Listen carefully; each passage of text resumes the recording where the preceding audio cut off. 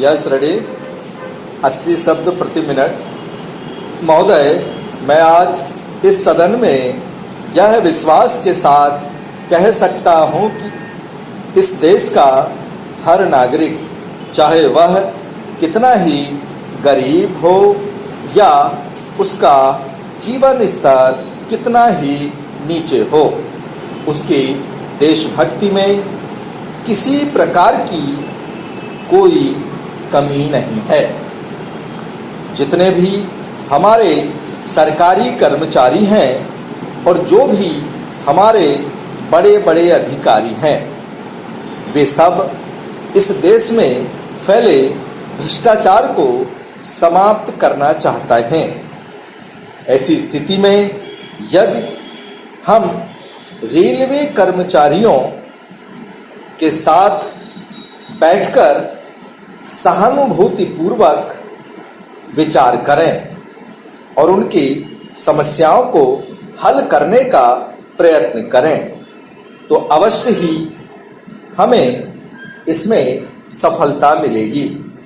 इसलिए आज आवश्यकता इस बात की है कि भ्रष्टाचार को समाप्त करने के लिए कर्मचारियों और अधिकारियों के साथ मिलकर चर्चा की जानी चाहिए। मैं समझता हूं कि वे इस संबंध में अच्छे सुझाव दे सकते हैं। उनके प्रति किसी प्रकार का अविश्वास करना या उन पर किसी प्रकार का आरोप लगाना ठीक नहीं है।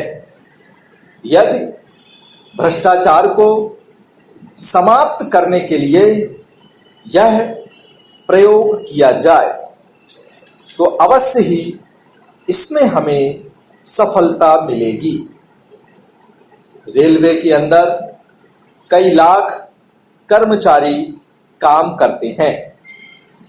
मैं समझता हूं कि हमारे देश में रेलवे का सबसे बड़ा विभाग है और सबसे बड़ा कारोबार भी है।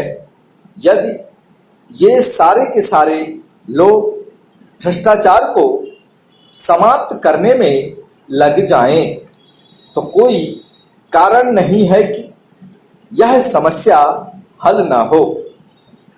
यदि आप इन लोगों का सहयोग लेना चाहें तो लाखों की संख्या में आपको स्वयं सेवक भी मिल सकते हैं।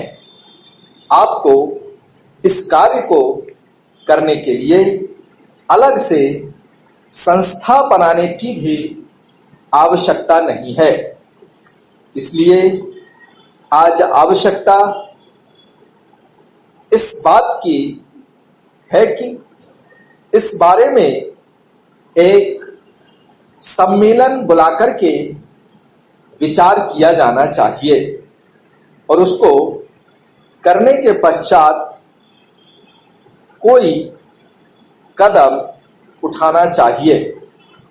मैं समझता हूं कि यदि हमारे रेलवे मंत्री महोदय भी रेलवे कर्मचारियों का सहयोग लें और उनका मार्गदर्शन प्राप्त करें, तो हम इस समस्या को हल कर सकते हैं।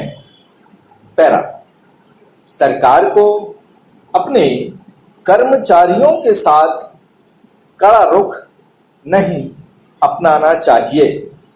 अपने कर्मचारियों की सुख सुविधा का ध्यान हमारी सरकार को करना चाहिए। शायद यह शासन का नैतिक दायित्व भी है। मुझे इस बात की प्रसन्नता है कि हमारे मंत्री महोदय ने रेलवे कर्मचारियों के लिए कुछ राहतों और सुविधाओं की घोषणा भी की है।